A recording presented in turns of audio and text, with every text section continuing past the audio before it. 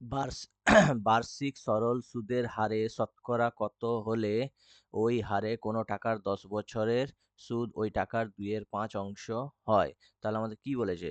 বার্ষিক সরল সুদের হার বের করতে বলেছে, আর বের করতে বলেছে, টাইম বলে দিয়েছে 10 ইয়ার্স, এসআই বলে দিয়েছে 2/5। তাহলে আমরা ফর্মুলা জানি, SI equals to P P R T by 100। এখানে বলেছে 2/5 হবে, 2/5 হবে, ভাবো এক্স টাকার হলো।